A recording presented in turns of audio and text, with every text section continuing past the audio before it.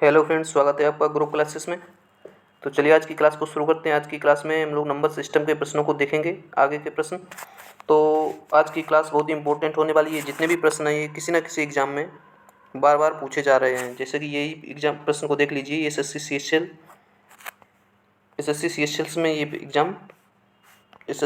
L के exam में ये प्रश्न पूछा गया है। अब चलिए इस प्रश्न को सॉल्व करते हैं।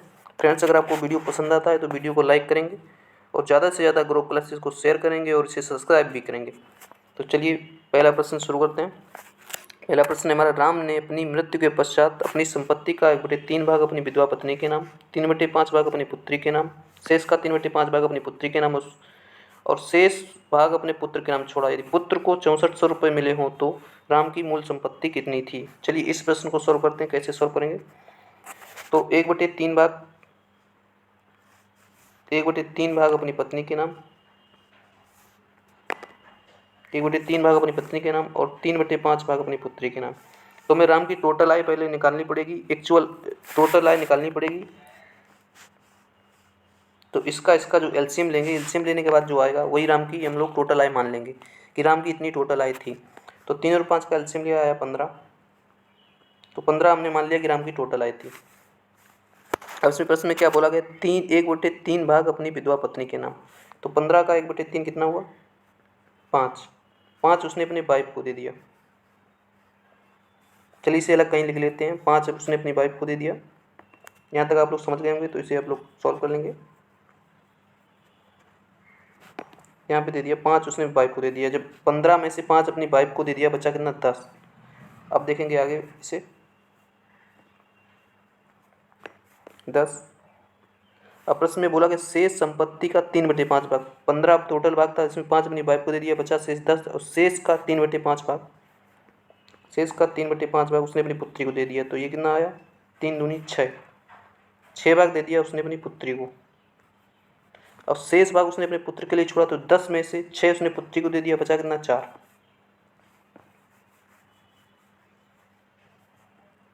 उसके पास बचा 4। ये 4 भाग उसने दिया है अपने पुत्र को और पुत्र की आय इसमें दी गई। यदि पुत्र को 6400 रुपये मिले तो रेशियो में उसकी पुत्र की आय कितनी है, 4, जो कि एक्चुअल आय में कितनी है, 6400। तो 4 को 6400 के बराबर कर देंगे, आएगा 1 बराबर 1600। अब प्रश्न में बोला गया है तो राम की मूल संपत्ति कितनी थी। तो 1600, एक रेशियो का मान 1600 है। 1 मिनट से सॉल्व करेंगे।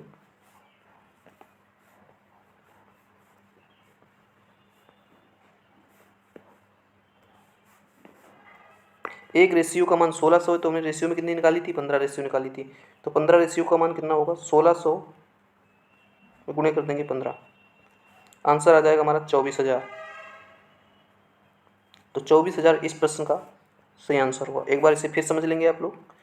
हमने क्या किया, सबसे पहले हमने इसमें राम की टोटल आय निकाल ली रेशियो में कि राम की टोटल आय क्या आएगी। तो रेशियो में निकालने के लिए क्या हमने किया, ये 1/3 और 1/5 का एलसीएम लिया। एलसीएम लेने के बाद नीचे के हर का इनका एलसीएम लिया। जो एलसीएम आया वही हमने राम की टोटल आय मान ली और उसमें से 1/3 भाग उसकी पत्नी को निकाल लिया, जो कि 5 आया। 5 उसने अपनी पत्नी को निकाल लिया और शेष जो 10 बचा, उसमें शेष का 3/5 भाग उसने अपनी पुत्री को दिया था। तो 10 का 3/5 भाग 6 उसने अपनी पुत्री को दे दिया और जो शेष बचा वो पुत्र को दिया। तो शेष 10 में से 6 गया, 4 बचा। 4 बराबर 6400 के कर दिया, क्योंकि इसमें बोला गया था यदि पुत्र को 6400 रुपये मिले तो 4 का मान 6400 के बराबर कर दिया और हमने एक रेशियो का मान निकाल लिया। यहाँ से एक रेशियो का मान यहाँ से निकाल लिया और ऐसे एक रेशियो का मान निकाल के इसमें प्रश्न में बोला गया था तो राम की मूल संपत्ति क्या होगी। तो मूल संपत्ति राम की कितनी निकाली थी, 15 रेशियो में। तो 15 का मान यहाँ से निकाल दिया। तो 15 का मान निकालने के बाद हमारा आंसर आया है 2400। तो इस प्रश्न का आंसर होगा 2400, सही आंसर होगा। चलिए अगला प्रश्न देखते हैं। अगला प्रश्न क्या है हमारा, ये रहा अगला प्रश्न। इसे सॉल्व करेंगे एक बार। प्रातः 9 से लेकर 2 बजे तक तापमान में 21 डिग्री से 36 डिग्री तक समान दर से वृद्धि हुई। तदनुसार ठीक दोपहर का तापमान कितना था। समान दर से वृद्धि, इस शब्द का बहुत ज़्यादा मतलब है। समान दर से वृद्धि का मतलब क्या, एक घंटे में अगर 2 की वृद्धि हो रही तो अगले घंटे में भी 2 की वृद्धि होगी, अगले घंटे में भी 2 की वृद्धि होगी, अगले घंटे में भी 2 की वृद्धि होगी। इसे समान दर कहते हैं कि हर घंटे समान दर से वृद्धि हो रही है। अब चलिए इसी प्रश्न को सॉल्व करते हैं। प्रश्न में बोला गया है कि 9 से बाद 2 के बीच में 21 से 36 डिग्री तक वृद्धि हुई है। तो 21 से 36 तक वृद्धि हुई, तो देख लेंगे टोटल वृद्धि कितनी हुई। तो 36 माइनस 21 करेंगे तो हमारी टोटल वृद्धि निकल के आ जाएगी 36 माइनस 21। 36 माइनस 21 किया तो हमारा निकल गया 15। मतलब 9 बजे 21 डिग्री टेम्परेचर था और 2 बजे था 36 डिग्री टेम्परेचर। तो वृद्धि कितने की हुई, टोटल 15 की वृद्धि हुई। अब कितने घंटे में हुई 15 की वृद्धि, 9 से 2 बजे के बीच 5 घंटे हो गए। तो मतलब इसमें निकाल लेंगे प्रत्येक घंटे में कितने की वृद्धि हुई, 15/5 आया 3 डिग्री। तो प्रत्येक घंटे में 3 डिग्री की वृद्धि हो रही है। 9 से 10 के बीच में 3 की बड़ी होगी, फिर 10 से 11 के बीच में 3 और बड़ा होगा, 11 से 12 के बीच में 3 और बड़ा होगा, 12 से 1 के बीच में 3 और बड़ा होगा, और 1 से 2 के बीच में 3 और बड़ा होगा। इस तरह से इसमें समान दर से वृद्धि हो रही है। अब प्रश्न के हिसाब से प्रश्न में बोला गया था ठीक दोपहर का तापमान कितना था।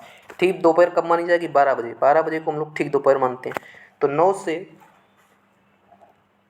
से 12 तक जाने में कितने घंटे की वृद्धि हुई, 9 से 12 तक जाने में 3 घंटे की वृद्धि हुई। तो 3 घंटे की वृद्धि हुई, प्रत्येक घंटे में 3 डिग्री टेम्परेचर बढ़ रहा है। तो टोटल टेम्परेचर में कितने की वृद्धि हुई, 3 डिग्री 3 घंटे में, तो क्या 9 डिग्री। टोटल 9 बजे से 12 बजे के बीच में 9 डिग्री की वृद्धि हुई। तो 9 बजे कितनी थी, 21। 9 बजे तापमान कितना था, 21 डिग्री, और 12 बजे कितना होगा, 21 में 9 जोड़ देंगे क्योंकि 9 की वृद्धि हो रही है 12 बजे तक। तो 21 में जब 9 जोड़ेंगे, 9 प्लस 21, तो हमारा आंसर आएगा 30 डिग्री। तो इस प्रश्न का 30 डिग्री हमारा सही आंसर हो जाएगा।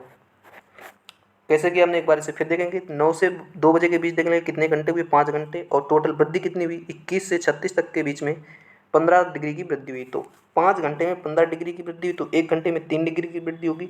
और 9 से 12 के बीच में 3 घंटे की वृद्धि हो रही है। जब 1 घंटे में 3 डिग्री की वृद्धि है तो 12 बजे तक 3 घंटे में 9 डिग्री की वृद्धि होगी। और हम लोग 21 डिग्री 9 बजे थे और 12 बजे तक कितने हो गए, 9 डिग्री और बढ़ गया, तो 21 और 9 हो गया 30। तो 12 बजे, ठीक 12 बजे 30 डिग्री का टेम्परेचर होगा, जो कि दोपहर का समय है। तो चलिए फ्रेंड्स, इस प्रश्न को सॉल्व किया। आप अगला प्रश्न देखते हैं। अगला प्रश्न क्या है हमारा, तो ये हमारा अगला प्रश्न, इसे सॉल्व करते हैं। 1 सेंटीमीटर कम के मीटर स्टिक से मापे गए कपड़े की लंबाई 100 मीटर है। मतलब एक जो पैमाना था, तो पैमाना जो था वो 1 मीटर में कितने सेंटीमीटर होते हैं, 1 मीटर में 1 मीटर में होते हैं 100 सेंटीमीटर। इसमें बोला गया 1 सेंटीमीटर कम, तो मतलब ये जो मीटर जिससे ये कपड़ा नापा गया है उसकी माप कितनी, 99 सेंटीमीटर। 1 सेंटीमीटर कम है तो 99 सेंटीमीटर के हिसाब से ये कपड़ा नापा गया है। ये 1 मीटर में 99 सेंटीमीटर इस क्वेश्चन के हिसाब से दिया गया है। 1 सेंटीमीटर कम के मीटर स्टिक से मापे गए कपड़े की लंबाई 100 मीटर है। माना कि मीटर स्टिक की लंबाई, माना कि मीटर स्टिक की माप सही है। इन्होंने इस प्रश्न के हिसाब से जो 1 मीटर बराबर 99 सेंटीमीटर, इसको सही मान लिया है कि माना कि मीटर स्टिक की माप सही है, तो कपड़े की वास्तविक लंबाई कितनी है। तो कपड़ा मापा कितना गया, 100 मीटर, और 1 मीटर में है कितने सेंटीमीटर, 99 सेंटीमीटर। तो 99 सेंटीमीटर 1 मीटर में, तो 100 मीटर में कितने सेंटीमीटर हुए, 9900। तो 9900 इस प्रश्न का सही आंसर हो जाएगा ऑप्शन बी। प्रश्न में बोला गया है कि सेंटीमीटर में माप ज्ञात कीजिए। ये द्रा प्रश्न में बोला गया था। तो वास्तविक लंबाई सेंटीमीटर में कितनी है जो इस पैमाने से नापी गई है, तो वो हमारी आ जाएगी 9900, क्योंकि इनके पैमाने के हिसाब से 1 मीटर में 99 सेंटीमीटर होते हैं। 1 सेंटीमीटर कम का इन्होंने पैमाना लिया है। चलिए फ्रेंड्स, अगला प्रश्न देखते हैं। अगला प्रश्न क्या है हमारा, ये रहा हमारा अगला प्रश्न। यदि संख्या x 1.242424 इसी तरह से आगे बढ़ते जाएंगे को x को, जो x सही से p/q के फॉर्म में लिखा गया है। तो p/q के फॉर्म में लिखा गया, यहाँ p और q धनात्मक पूर्णांक हैं जिनका समावर्तक नहीं है, तो p प्लस q का मान क्या होगा। तो इसमें प्रश्न में हमसे करवाया जा रहा है सिर्फ ये जो संख्या दी गई है 1.2424, इसे p/q के फॉर्म में लिखना है और p और q को जोड़ देना है, बस इतना प्रश्न में करना है। तो चलिए 1.242424 इसको p/q के फॉर्म में कैसे लिखेंगे, इसको p/q के फॉर्म में लिखेंगे। इस प्रश्न को, इसको ऐसे भी लिख सकते हैं 1.24 के ऊपर बार। अभी बार वाले प्रश्न जिन पे बार चढ़ जाता है उनके नीचे बटे में जो आता है वो 99 आता है। अगर इसमें एक संख्या जैसे मान लीजिए 22 है, इस पर 1 के ऊपर बार है तो हम 9 लिखेंगे, और जिसके ऊपर बार नहीं है उसके लिए 0 लिख देंगे। जिसके ऊपर ये छाया होती है उसके लिए 9 होता है, और जिसके लिए छाया नहीं होती उसके लिए होता है 0।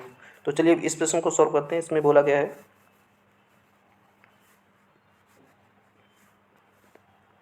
1.24 के ऊपर बार। इस प्रश्न को इस तरह से चेंज कर लिया। अब इसे करेंगे 1 + 24 बटे, जिसके ऊपर बार अगर दोनों संख्याओं के बार तो दोनों के बटे 99 कर देंगे। अब इसको सॉल्व करेंगे आगे, इसको काट लेंगे हम लोग 3 से काटा 8 बार गया, इधर 3 से काटा 33 बार गया। अब इसे सॉल्व करेंगे 33 सेकंड 33 और 8 41 बटे 33, 41 बटे 33। ये हमने निकाल लिया इससे P बटे Q के फॉर्म में। P बटे Q के फॉर्म में कितना आ गया 41 बटे 33। अब इसे जोड़ लेंगे, P + Q का मान पूछा गया तो इसे जोड़ लेंगे 3 और 1 4 और 4 3 7, तो 74 इस प्रश्न का हमारा सही आंसर हो जाएगा, जो कि ऑप्शन फर्स्ट में है। क्या किया हमने, इसे 1.24 के ऊपर बार था, इसे सिर्फ P बटे Q के फॉर्म में लिखा है। तो 1 प्लस, अब 24 है, 24 दोनों के ऊपर बार, 2 और 4 दोनों के ऊपर बार था, इसलिए दोनों के नीचे 9 9 आ गया। अगर एक के ऊपर बार होता तो एक के नीचे 9 आता और दूसरे के नीचे 0 आ जाता। तो इस प्रश्न के हिसाब से दोनों के ऊपर बार था, तो हमने इसे सॉल्व कर लिया और 24 बटे 99 निकला और इसे काट दिया। काटने के बाद जो आया वो 41 बटे 33 आया। 41 बटे 33 हमारा P बटे Q के फॉर्म में सेव हो गया और P और Q का योग ही पूछा गया था हमसे, जो कि हमने योग निकाल लिया, जिसका आंसर आया 74। तो इस प्रश्न का 74 आंसर सही है। चलिए फ्रेंड्स, अगला प्रश्न करते हैं। अगर आपको वीडियो पसंद आ रहा है तो वीडियो को लाइक करते रहें, अपने दोस्तों के बीच ज़्यादा से ज़्यादा से शेयर करते रहें। चलिए इस प्रश्न को सॉल्व करते हैं। यदि n प्राकृतिक संख्या हो तो किस संख्या को n+1 n+2 के रूप में लिखा जा सकता है। इसमें n एक प्राकृतिक संख्या है तो हम लोग n का मान 1 2 3 4 ऐसे रख रख के चेक कर लेंगे। जो भी हमारा ऑप्शन सेटिस्फाई कर जाएगा वो इस प्रश्न का सही आंसर हो जाएगा। तो सबसे पहले हम लोग n को, इसको लिख लेते हैं, जो ये इक्वेशन दी गई इसे लिख लेते हैं। n+1 n+2 के फॉर्म में हमको लिखवाया जा रहा है। इसे कौन सी संख्या है जिसे इस फॉर्म में लिख सकते हैं। तो n का मान हम सबसे पहले 1 रख के देखते हैं। तो 1, इधर 1+2, इधर 1+2, इधर 1+1 होगा। 1 मिनट गलती हो गई, यहाँ पे 1+1 होगा, इधर 1+2 आ गया। इसे सॉल्व करेंगे 1 × 1 1 2 × 2 1 2 1 3, तो 3 दूनी 6 1 6, तो 6 इस प्रश्न का सही आंसर हो जाएगा। इस इक्वेशन के हिसाब से इसमें जो सेटिस्फाई कर रहा है वो n बराबर 1 कर रहा है, और जो इस इक्वेशन के हिसाब से लिखा जा सकता है वो लिखा जा सकता है 6। अब चलिए हम लोग इसे 2 भी रख के देख लेते हैं। 2 के हिसाब से अगर कोई आंसर मैच करता है तब इसे आगे सॉल्व करेंगे। या इस प्रश्न, वैसे इस प्रश्न का आंसर तो हमने निकाल लिया, 6 आया है। अब इसे 2 रख के एक बार देख लेते हैं। इधर लिखेंगे 2 2 + 1 3, इधर 2 + 2, तो यहाँ से आया 4 × 2 1 3, इधर 2 गुणे, तो 2 3 6 चौक 24। अब 2 रख के देखते हैं तो आ रहा है हमारा 24। तो 24 इसमें ऑप्शन में है नहीं, इसलिए जो 1 रख के देखा था जिससे 6 आया था हमारा, तो 6 इस प्रश्न के हिसाब से इसका सही आंसर हो जाएगा। अगर यहाँ पे 24 भी ऑप्शन में होता, पहली बार तो ऑप्शन में होगा ही नहीं, एक क्वेश्चन ही नहीं ऐसा पूछा जाएगा। तो इस प्रश्न का आंसर होगा ऑप्शन नंबर 4 6। चलिए फ्रेंड्स अगला प्रश्न देखते हैं। अगला प्रश्न क्या है हमारा, ये हमारा अगला प्रश्न। इसे सॉल्व करेंगे एक बार सभी लोग। 2 टोकरियों में 640 संतरे हैं। यदि पहली टोकरी में संतरों का 1/5वां भाग दूसरी टोकरी में डाल दिया जाता है तो टोकरियों में संतरों की संख्या बराबर हो जाएगी। तो पहली टोकरी में संतरों की कितनी संख्या थी, ये प्रश्न में पूछा गया है कि जो पहली टोकरी इसमें संतरों की संख्या कितनी है। तो चलिए इस प्रश्न को सॉल्व करते हैं। इसमें बोला गया टोकरी में, पहली टोकरी में टोकरी से 1/5 भाग निकाल के, तो हमने 5 मान लिया पहली टोकरी में टोटल संतरे थे। रेशियो के हिसाब से हमने मान लिया कि पहली टोकरी जो है, ये हमारी पहली टोकरी जो है इसमें थे 5। ये हमारी दूसरी टोकरी, इसमें मान लीजिए कुछ हैं, x मान लीजिए x हैं, और इसमें बोला गया 1/5वां भाग निकाल कर दूसरी टोकरी में डाला जाता है। तो 1/5वां भाग, 5 का 1/5 आया 1, तो 1 निकाल के हमने इसमें डाल दिया, +1, तो इसमें कितने बचे 4, इधर बचा 1 डाला प्लस x। इसमें बोला गया कि दोनों टोकरियों की संतरों की संख्या बराबर हो जाएगी, तो ये हमने बराबर कर दिया। तो इसमें x का मान कितना निकल के आया, x बराबर निकल के आया 3। तो दूसरी टोकरी में कितने थे पहले 3, और पहली टोकरी में कितने थे पहले 5। तो पहली टोकरी में संतरों की संख्या कितनी थी, तो जब पहली टोकरी में पहले थे 5 और थे इधर 3, तो 5 3 टोटल कितने थे 8। 8 बराबर कितने के 6400 के। 1 बराबर कितना आया 6400 नहीं 640 के है, 1 0 कम कर लेंगे यहाँ से, 640 के। 1 बराबर आया हमारा 80। प्रश्न में बोला गया है तो टोकरी में, पहली टोकरी में संतरों की संख्या कितनी है। 5 थी पहली टोकरी में संतरों की संख्या, तो इधर 5 के हिसाब से आ गया। इसे आगे सॉल्व कर लेंगे एक बार। 1 बराबर आ रहा है हमारा 80 और पहली टोकरी में थे पहले कितने संतरे में आए थे 5, तो 5 बराबर कितना आएगा 8 × 40 400। तो इस प्रश्न का आंसर 400 सही होगा। एक बार इसे फिर देख लेते हैं कैसे सॉल्व किया हमने। इसमें प्रश्न में बोला गया था एक टोकरी में 640 संतरे, यदि पहली टोकरी में संतरों का 1/5वां भाग दूसरी टोकरी में डाल दिया जाए तो दोनों टोकरियों में संतरों की संख्या समान हो जाएगी। तो हम हमने मान लिया पहली टोकरी में 5 संतरे थे, 5 संतरे थे, उसमें से एक भाग निकाल के हमने इस दूसरी टोकरी में डाल दिया। तो दूसरी टोकरी में x हमने माना था पहले, तो x + 1 हो गया, एक जब डाल दिया तो x + 1 हो गया, और इधर 5 में से एक जब निकाल लिया तो हो गया 4। इसमें प्रश्न में बोला गया था कि संतरों की संख्या बराबर हो जाएगी, तो 4 बराबर हमने 1 + x के कर दिया और x का मान निकाल लिया हमने 3। तो डालने से पहले पहली टोकरी में संख्या थी 5 और दूसरी टोकरी में संख्या थी 3, तो टोटल कितने थे 8, रेशियो के हिसाब से 8 थे। तो 8 और जो कि प्रश्न में एक्चुअल दिए गए थे 640, तो 8 को 640 के बराबर कर दिया हमने और एक रेशियो का मान निकाल लिया। यहाँ से एक रेशियो का मान आया हमारा 80 और पहली टोकरी में पहले डालने से पहले कितने थे 5 थे, तो 5 रेशियो का मान निकाले जो कि निकल के आया 400। तो इस प्रश्न का 400 हमारा सही आंसर हो जाएगा, ऑप्शन 3। चलिए फ्रेंड्स अगला प्रश्न देखते हैं। फ्रेंड्स अगर वीडियो पसंद आ रहा है आपको तो वीडियो को ज़्यादा से ज़्यादा लाइक करें, अपने दोस्तों के बीच शेयर भी करें। ये अगला प्रश्न है हमारा, एक लड़का 1 से 10 तक की सभी प्राकृतिक संख्याओं को जोड़ता है, लेकिन वह एक संख्या को 2 बार जोड़ लेता है जिसके कारण योग 58 हो जाता है। वह संख्या कौन सी है जिसको उसने 2 बार जोड़ा। अगर आप लोग थोड़ा बहुत डाटा याद रखते हैं तो इस प्रश्न को सॉल्व करने में ज़्यादा दिक्कत नहीं होगी, क्योंकि 1 से 10 तक की संख्या प्राकृतिक संख्या का योग कितना होता है 55। अभी आपको बताएंगे 55 कैसे होता है। 55 होता है, उसने डाटा निकाला कितना है 58। जब 55 निकाला है और 58 डाटा उसका आ रहा है, क्यों आ रहा है उसका 58 डाटा, कि उसने एक संख्या को 2 बार जोड़ा था। कौन सी संख्या ऐसी है जिसे उसने 2 बार जोड़ा, तो 58 से 55 घटा देंगे आ जाएगा 3। तो 3 इस प्रश्न का सही आंसर हो जाएगा। ये हम लोगों ने 5 से 10 सेकंड के बीच इस प्रश्न को सॉल्व कर लिया। ये प्रश्न पूछा कहाँ गया था, SSC CAPF ASI Delhi police में पूछा गया था ये प्रश्न। तो चलिए इस प्रश्न को कैसे करेंगे ये भी देखते हैं। अगर आपको डाटा याद है तो आप लोग इसे 5 से 10 सेकंड लगेंगे इस प्रश्न को सॉल्व करने के, आप लोग ऐसे सॉल्व कर लेंगे। वैसे इसे कैसे सॉल्व करेंगे, प्राकृतिक संख्याओं का योग का फार्मूला लगा लेंगे, n + 1/2। n का मान कितना है 10, 10 प्राकृतिक संख्या 1 से 10 तक की बोलेंगे तो 10, ये 10 और प्लस 11/2 कर देंगे, 2 से काट दिया 5 बार, 11 × 5 = 55। तो 55 हमने डाटा अगर हमें याद है तो डाटा से डायरेक्ट निकाल दिया। 55 हमारा आया प्राकृतिक संख्याओं का योग, और प्राकृतिक संख्याओं का योग आया 55, और जो एक संख्या 2 बार जोड़ती है उसके हिसाब से आ रहा था 58। तो कौन सी संख्या 2 बार जोड़ी, तो 58 से 55 घटा देंगे आ जाएगा 3। तो 3 हमने 2 बार जोड़ा था। तो इस प्रश्न का सही ऑप्शन क्या हो जाएगा, ऑप्शन फर्स्ट 3। फ्रेंड्स चलिए अगला प्रश्न सॉल्व करते हैं। अगला प्रश्न क्या है हमारा, ये रहा हमारा अगला प्रश्न, इसे सॉल्व करेंगे।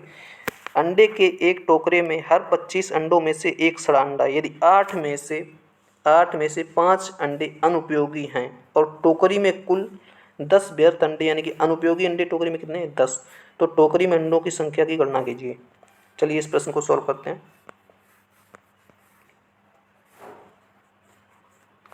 8 में से 5 अंडे अनुपयोगी हैं और टोकरी में अनुपयोगी अंडे कितने 10, मतलब 8 अंडों में से 5 अनुपयोगी हैं। अनुपयोगी अंडे कितने हैं 10, अनुपयोगी अंडे कितने हैं 10, तो 5 का डबल है अनुपयोगी अंडे, तो 8, तो सड़े अंडे कितने हो गए। यदि सड़े अंडे, ये देखिए एक अंडा सड़ा है, यदि 8 में से 5 सड़े अंडे अनुपयोगी हैं, तो 8 ही सड़े अंडे तो दिए गए हैं, तो 5 अनुपयोगी हैं, टोटल अनुपयोगी कितने हैं 10 अंडे, तो सड़े अंडे कितने हो गए 5 का डबल 10 हो गए, तो 8 का डबल हो गया 16, तो 16 हमारे आगे सड़े अंडे।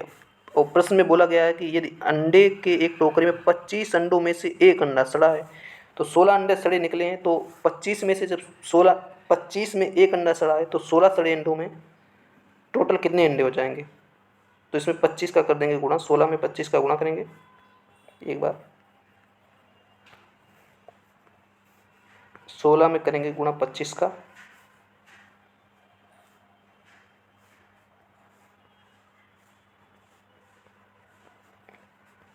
कितना आएगा 25 छंगा 150 बचा 15, 25 सेकंड 25, 5 × 3 = 10 40।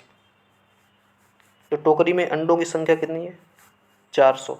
400 इस प्रश्न का सही आंसर हो जाएगा। एक बार इसे फिर सॉल्व कर लेंगे, आप लोग शायद ना समझे हों। इसमें प्रश्न में बोला गया था, यदि इस प्रश्न को यहाँ से आप लोग पकड़ने की कोशिश कीजिए। यदि 8 में से 5 अंडे अनुपयोगी हैं, ये 8 कौन से अंडे? सड़े अंडे हैं। 25 अंडों में से 1 अंडा सड़ा है। यदि 8 में से 5 अंडे अनुपयोगी हैं, तो 8 में से 5 अनुपयोगी अंडे हैं, तो 10 अंडे अनुपयोगी हैं, तो जो 5 का डबल अगर 10 अनुपयोगी हैं तो सड़े अंडे कितने हो गए? तो 8 का डबल 16, 16 में 10, 5 में 8 में 5 हो जाएगा, तो 16 में 10 हो जाएगा। अभी 16 सड़े अंडे हम निकाल लिए। 25 में से 1 अंडा सड़ा है, तो 25 में 1 सड़ा है, तो सड़े अंडे हो गए 16, तो 25 और 16 का गुणा करेंगे, आएगा 400। ये हमारा टोटल टोकरी में अंडों की संख्या आ जाएगी, जो कि ऑप्शन सेकंड में है। चलिए अगला प्रश्न सॉल्व करते हैं। इसका तो आंसर 400 आएगा। ये रहा हमारा अगला प्रश्न। इसे सॉल्व करने की एक बार कोशिश करेंगे। इस तरह का हमने प्रश्न अभी पीछे किया भी है। इसे सॉल्व करने की कोशिश करेंगे एक बार। चलिए इसे सॉल्व करते हैं। तजीम ने अपने वेतन का 1/5 भाग अपने दोस्तों पर खर्च किया, आवास पर वेतन का 1/10 भाग खर्च किया और वेतन का 1/4 भाग बचत पर लगा दिया। अगर 1800 रुपये उसने अपने बटुए में छोड़ दिए, तो बताइए आवास के बचत और उसने आवास और बचत पर कुल कितने रुपए व्यय किए। चलिए इस प्रश्न को सॉल्व करते हैं। जैसे हमने पिछला प्रश्न किया था, वो वाइफ को दिए थे रुपए और अपनी पुत्री को दिए थे और पुत्र को दिए थे, उसी तरह का ये भी प्रश्न है। तो सबसे पहले क्या करेंगे, हम इसकी रेशियो में तजीम की आय देख लेंगे। रेशियो में आय निकालने के लिए क्या करेंगे, 1/5, 1/10, 1/4, जो हर में दिया गया वैल्यू, इसका एलसीएम ले लेंगे। इसी एलसीएम को हम लोग मान लेंगे कि तजीम की एक रेशियो में आय है। तो इसका रेशियो आएगा 40। इसका 5, 10 और 4 का एलसीएम कितना है? 40। तो हमने एलसीएम तक सॉल्व कर लिया ऐसे कि इस तजीम की जो रेशियो में आया है वो टोटल 40 है। चलिए इसे लिख देते हैं कहीं 40। 40 हमने एक जो उसकी आय मान ली है 40। अब प्रश्न में बोला कि 1/5 भाग अपने दोस्तों पर खर्च किया, तो 40 का 1/5 कितना हुआ? 8। ये मान लीजिए दोस्तों पर खर्च किया, ये बना दिया फ्रेंड्स में खर्च किया। अब चलिए आगे सॉल्व करते हैं इसे। प्रश्न के हिसाब से क्या बोला गया, 1/10 भाग आवास पर वेतन का 1/10 भाग खर्च किया। ये इस लाइन को पढ़ेंगे, आवास पर वेतन का, वेतन कितना है? 40। पिछले वाले प्रश्न में बोला गया था शेष का, तो हमने शेष से कम करते गए थे। इसमें एक्चुअल वेतन से ही बार बार हमसे कम करवा रहा है, बार बार डिस्ट्रीब्यूट करवा रहा है एक्चुअल वेतन से ही। तो इसे सॉल्व करेंगे। वेतन का 1/10 भाग पूछा गया है, तो 10 1 40 जो हमने वेतन रेशियो में निकाला, इसका 1/10 भाग करेंगे, कितना आएगा? 4। 4 उसने आवास पे लगा दिया है, इसे ए बना देंगे। अब चलिए इसे आगे सॉल्व करते हैं। 4 8 हमने निकाल लिया है कि इसने फ्रेंड्स पे खर्च किया, 4 इसने आवास पे खर्च किया। अब बोला गया है खर्च किया, और वेतन का 1/4 भाग उसने बचत पर लगा दिया। तो 40 का 1/4 भाग कितना आएगा? 10। 10 भाग उसने बचत पे लगा दिया, बचत के लिए बी बना दिया हमने। अब चलिए प्रश्न को सॉल्व करते हैं। उसने अपने 1800 रुपये उसने बटुए में छोड़ दिए, 1800 रुपये छोड़ दिए, तो हमने देख लेंगे उसका खर्च कितना कितना हुआ है। 8 यहाँ से खर्च हुआ है, 4 यहाँ से खर्च हुआ है, 10 यहाँ से, तो 8 4 12 10 22, टोटल उसका खर्च कितना आया? 22। टोटल एक्चुअल वेतन कितना था? 40, जिसमें से उसने 22 खर्च कर दिया, बचा कितना? 18। 18 रुपये उसने बटुए में हमने छोड़ दिए। इस रेशियो के हिसाब से एक्चुअल में छोड़े 1800, तो एक बराबर कितना आ गया हमारा? 100। एक रेशियो का मान हमने निकाल लिया, आया 100।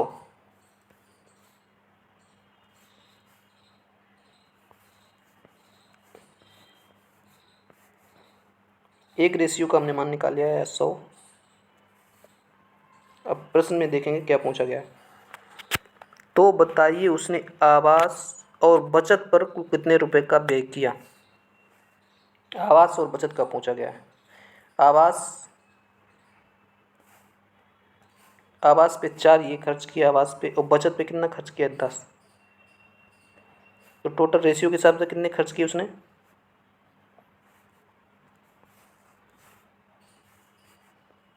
14 रुपये।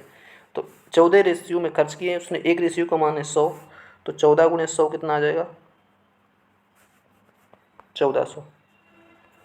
तो इस प्रश्न का 1400 हमारा सही आंसर होगा, ऑप्शन सेकेंड। एक बार से फिर देख लेंगे हमने कैसे से सॉल्व किया है। सबसे पहले हमने तजीम की रेशियो में आय निकाल ली, जो भी ये बटे में संख्याएं दी गई थी कि हर के मान का एलसीएम निकाला हमने। एलसीएम जो भी आया उसे हमने मान लिया कि तजीम की ये रेशियो में आया है।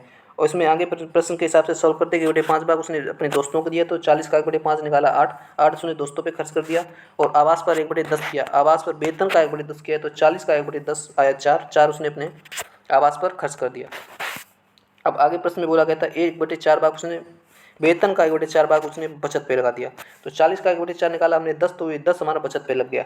अब उसने बोला आगे प्रश्न में कि 1800 रुपये उसने अपने बटुए में छोड़ दिए। तो हमने देखा उसका खर्च कितना हुआ है, 8 यहाँ से फ्रेंड्स के बीच में, और 4 उसने आवास पे और 10 बचत पे, तो टोटल हमने जोड़ा आया 22 उसने कर दिया है खर्च। तो 40 में से जब उसने 22 खर्च कर दिया है, बचा कितना 18 बचा है, जो कि प्रश्न में बोला गया कि 1800 रुपये की उसने अपने बटुए में डाले। और इस प्रश्न के हिसाब से जो रेशियो में मान आ रहा है वो आ रहा है 18 रेशियो का मान 1800 के बराबर है, तो एक रेशियो का मान ने 100 निकाल लिया। और प्रश्न में पूछा गया था कि आवास और बचत पर उसने कुल कितना व्यय किया। तो आवास पे उसने 4 रुपये बचत किए थे, और 4 बचत किए थे 4 रेशियो में, और बचत पे किए थे उसने 10, आवास पे उसने 10 किए थे, और बचत आवास पे किए थे 4 और बचत में किए थे 10। तो टोटल उसने किए थे 14 रुपये खर्च, 14 रेशियो में रुपये खर्च किए थे। एक रेशियो का मान 100 था, तो 14 रेशियो का मान आ गया 1400। इस प्रश्न का आंसर 1400 सही हो गया। चलिए फ्रेंड्स अगला प्रश्न देखते हैं। ये रहा हमारा अगला प्रश्न, इसे सॉल्व करने की कोशिश करेंगे एक बार। उस संख्या को ज्ञात करें जो 39 से जितना अधिक है उतना ही 79 से कम। यानी कि 39 और 79 के बीच की, जस्ट बीच की संख्या चाहिए, क्योंकि इस संख्या का जितना ही डिफरेंस 39 से हो उतना ही डिफरेंस 79 से हो। ऐसी संख्या में चाहिए जो इसके बीच में हो, 39 और 79 के बीच में हो, ऐसी संख्या में चाहिए। ऐसा फ्रेंड्स कल हमने एक शॉर्ट वीडियो डाला था, वही 53-54 सेकेंड का, उसमें हमने इस तरह का प्रश्न एक सॉल्व करके भी बताया था, तो आप लोग उस वीडियो को भी देख सकते हैं। चलिए इस प्रश्न को सॉल्व करते हैं। कैसे सॉल्व करेंगे, जब मैं इसकी बीच की संख्या को चाहिए तो हम लोग देख लेते हैं इसका डिफरेंस, टोटल डिफरेंस कितना आएगा 39 और 79 का डिफरेंस। तो 79 माइनस 39 0, और 7 से 3 गया 4, तो 40 हमारा आया 39 और 79 का डिफरेंस। और इसके बीच की हमें संख्या चाहिए, तो 40/2 करेंगे, आएगा हमारा 20। ये 20 हमारा आया, तो 20 हमारा डिफरेंस आया, जो ये बीच की संख्या आएगी 39, 79 और 39,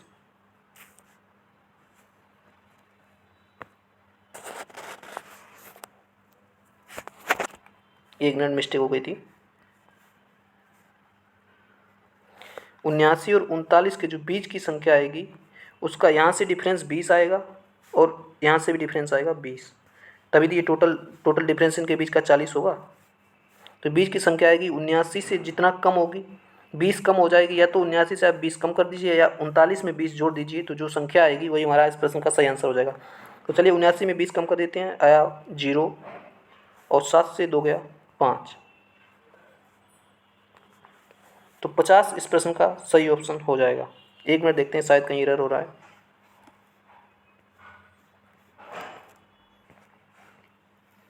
पचास नहीं होगा, यहाँ पे हम लोग इसे जोड़ दिए थे। 79 में जब 20 घटाएंगे तो 9 से 0 जाएगा, आएगा 9, और 7 से 2 जाएगा, आएगा 5, 59 हमारा इस प्रश्न का सही आंसर होगा, जो कि ऑप्शन नंबर 4 में दिया गया है।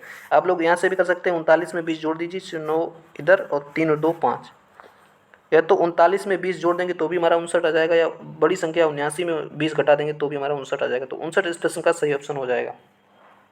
क्या किया है हमने इसमें, आप लोग इसमें देख लेंगे। सबसे पहले देखेंगे दोनों संख्याओं के बीच का डिफरेंस लिया, डिफरेंस बाई 2 कर दिया।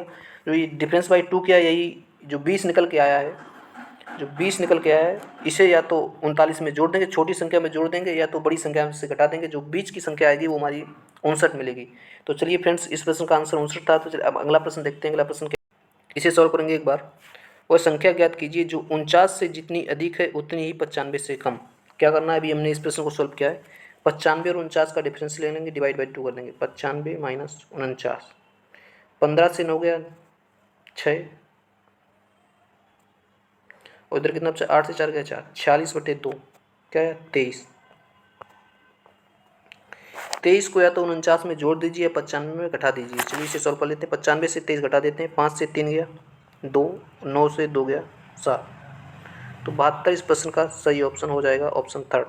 अब इसे जोड़ के भी देख लीजिए आप। 49 में 23 को जोड़ दीजिए, 9 3 12 की 2 हासिल 1, और 4 और 2 6 और 1 7, तो भी 72 आएगा। और 49 में जब 23 जोड़ेंगे तो भी 72 आएगा, या 95 में 23 घटाएंगे तो भी 72 आ जाएगा। तो 72 इस प्रश्न का सही ऑप्शन हो जाएगा। चलिए अगला प्रश्न सॉल्व करते हैं फ्रेंड्स। ये रहा हमारा अगला प्रश्न, इसे सॉल्व करने की कोशिश करेंगे एक बार।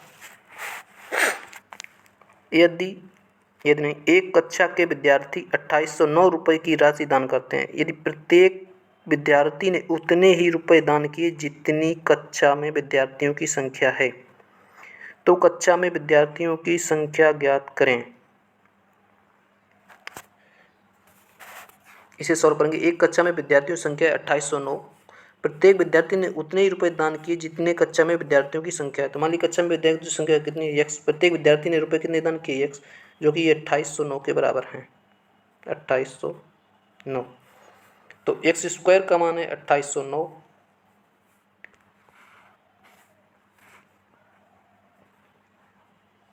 एक्स स्क्वायर का मान है 2809।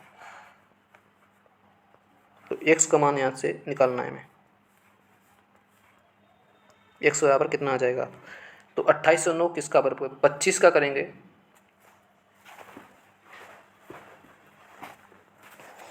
50 का करेंगे तो 50 का बराबर कितना होता है, 2500। यहाँ पे है 2850, तो 50 के ऊपर ही होगा, नीचे नहीं होगा। 51 का करेंगे, यूनिट डिजिट 1 है, 51 का 1 है, तो इसका जब स्क्वायर करेंगे तो भी यूनिट डिजिट 1 आएगा, तो भी नहीं होगा।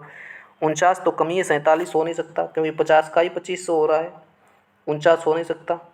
51 होगा नहीं, क्योंकि यूनिट डिजिट से सॉल्व करेंगे तो 51 का जब स्क्वायर करेंगे तो इकाई के स्थान पर 1 आएगा। तो इसका सही ऑप्शन क्या हो जाएगा, 51 भी नहीं हो सकता इसमें।